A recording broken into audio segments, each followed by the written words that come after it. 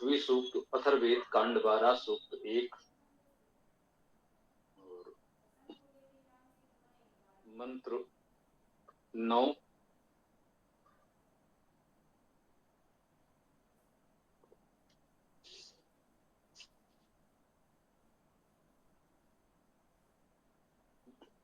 ओम यस्याम यापा परिचरा समानी अहोरात्रे अप्रमादम क्षरन्ति सानः भूमि भूरिधारा पया दुहाम अथो उक्षतु वर्चसः।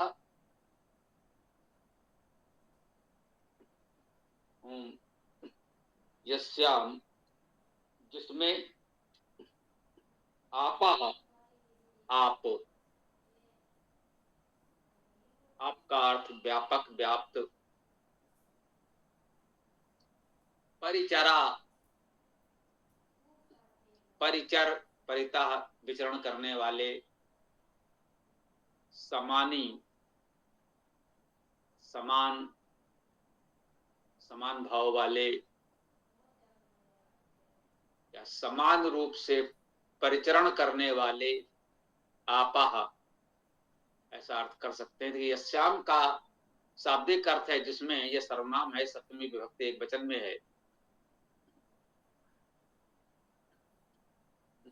तो यस्याम का अर्थ जिसमें या जिस पर हो सकता है, क्योंकि ये भूमि सूक्त है, पृथ्वी सूक्त है, देवता इसमें भूमि है। तो यस्याम का अर्थ भूमि पर, पृथ्वी पर ऐसा ले सकते हैं। यस्याम अर्थात जिसमें, जिस पर शाब्दिक अर्थ है, तो हम कहेंगे जिस भूमि पर, जिस पृथ्वी पर, क्योंकि ये भूमि सूक्ति है तो भूमि या पृथ्वी की ही बात हो रही है। तो जिस पर आपा परिचरा समानी समान रूप से परिचरण करने वाले आप अर्थात व्यापक व्याप्त होने वाले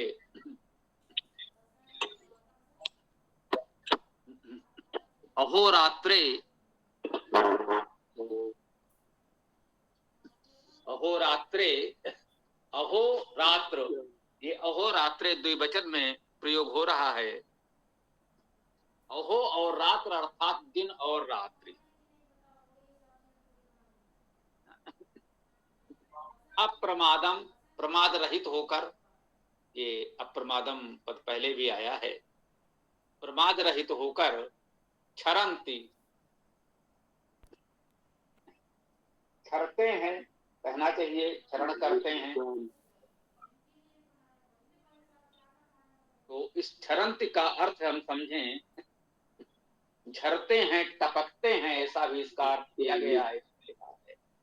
क्षर धातु है, इसका अर्थ टपकना, झरना, गिरना है।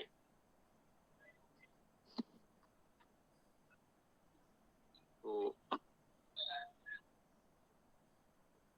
हरीश जी माइक बंद करते हैं तो ठीक रहेगा।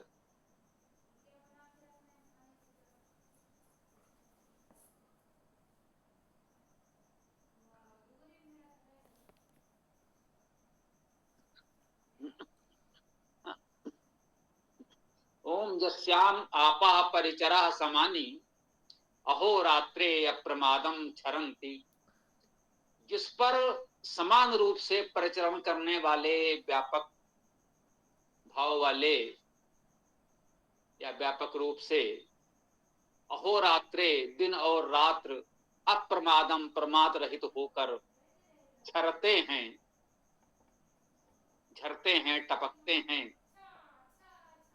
अर्थात दिन और रात्रि अप्रमादम प्रमाद रहित होकर समान रूप से निरंतर झरते टपकते रहते हैं। दिन हुआ फिर रात्र हो गई, रात्र के पश्चात पुनः दिन हो गया।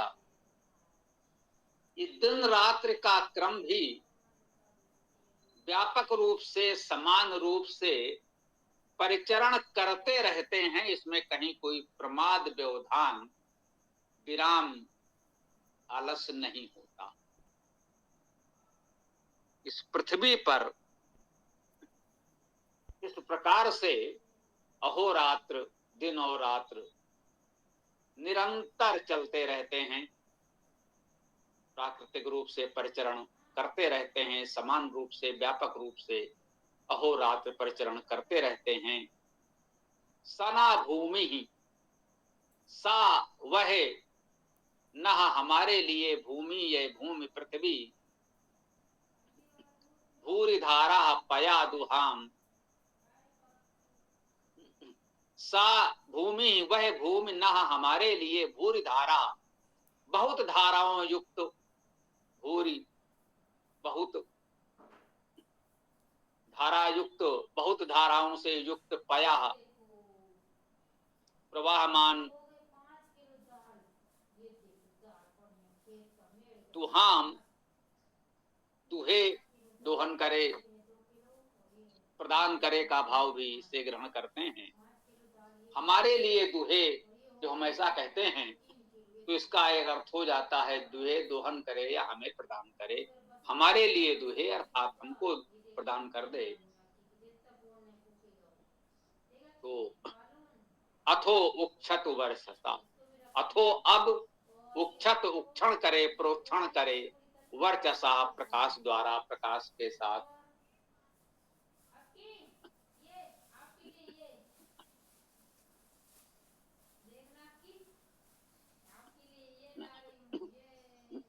सा नह भूमि भूरि धारा पयः दुहान अथो उक्षत वर्चसा, वह भूमि हमारे लिए बहुत धाराओं युक्त, पयः प्रवाहमान है, अथो उच्छत वर्चसा दुहाम, अब वह हमारे लिए क्या करे, वर्चसा प्रकाश के साथ, हमारे लिए प्रकाश के साथ उच्छत प्रोक्षण करे, दुहे हमें प्रदान करे। ये जो भूरि धारा पया, बहुत धाराओं वाला पय प्रवाह है। अब देखिए ये पया को प्रवाह के कारण जल का भावार्थ लिया जाता है। कुछ लोग इसे दुग्ध का भाव भी कहीं कहीं दे देते हैं। दुग्ध भी प्रवाहमान द्रव है, जल के समान। दुग्ध में भी अधिकांश भाग जल ही होता है, तो वैसा ही प्रवाहमान होता है। उस प्रवाह के कारण पया का अर्थ भावार्थ कह लें, लोक में कहीं दुग्ध भी ले लेते हैं, दूध ले लेते हैं, जल ले लेते हैं। जो भी प्रवाहमान है वो पया में सम्मिलित हो सकता है, क्योंकि पया का शाब्दिक अर्थ तो प्रवाह से ही है, किसी द्रव्य विशेष से नहीं है, किसी वस्तु विशेष से नहीं है।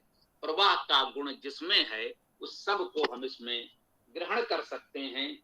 तो हम कह सकते हैं इसका, जिसमें व्याप्त होकर यह परिचर समान रूप से दिन रात प्रमाद रहित होकर झरते हैं, टपकते हैं, अर्थात चलते विचरण करते हैं, आते जाते रहते हैं, वह बहुत धारा युक्त भूमि प्रवाह को हमारे लिए दुहे, दोहन करे, प्रदान करे। अब प्रकाश से प्रोक्षण स्वच्छ सिंचन भी करे, अर्थात हमारे बीच प्रकाश का सिंचन करे। देखिए प्राकृतिक रूप से तो कहा गया दिन और रात्रि आते जाते रहते हैं, वह तो अप्रमाद रहित, अप्रमाद होकर, प्रमाद रहित होकर दिन और रात्रि तो हमें प्राप्त होते ही रहते हैं, दिन में प्रकाश प्राप्त होता ही रहता है। जो यहाँ वर्चसा कहा गया है, साधिकों मनुष्यों ने इस वर्चस को, देखिए धातु अर्थ इसका प्रकाश करना ही है, वर्च धातु का, तो वर्चसा का अर्थ प्रकाश के साथ, प्रकाश द्वारा, तृतीया विभक्त एक वचन है तो अर्थ तो यही होगा। लेकिन इस प्रकाश को सामान्यतः आध्यात्मिक प्रकाश कहा गया है, विद्या का प्रकाश कहा गया है, वेद का प्रकाश कहा गया है। अब देखिए ये भावार्थ है, इसको समझना होगा। वर्चसा का शाब्दिक अर्थ तो प्रकाश द्वारा, प्रकाश के साथ है। अब ये प्रकाश कौन सा है? दिन और रात्र तो हो ही रहे हैं, वो प्रकाश तो मिल ही रहा है। साधारण सा अर्थ आप उस प्रकाश से भी कर ही सकते हैं, पर जिस रूप में कहा जा रहा है सना भूमि भूरि धारा पया दुहाम मथो उच्चत वर्चसा, तो इसका भाव तो यही हुआ कि वह बहुत से धाराओं वाले प्रवाहमान, बहुत से प्रवाहमान धाराओं वाली भूमि हमारे लिए पया इस प्रवाह को प्रदान करे, और अब उच्छत वर्चसा उस प्रकाश के साथ अभिसिंचन करे, हमारे जीवन को प्रकाश से भर दे, तो यहाँ इस प्रकाश का भाव विद्या का प्रकाश, अध्यात्म का प्रकाश, वेद का प्रकाश, दिव्य चेतना का प्रकाश मानना सर्वथा उचित है। तो अब हम यहाँ पर इस मंत्र व्याख्या को विराम भी दे सकते हैं। आप लोग चाहें आपका जो भी प्रश्न विचार हो प्रस्तुत कर सकते हैं। ओम खम ब्रह्म।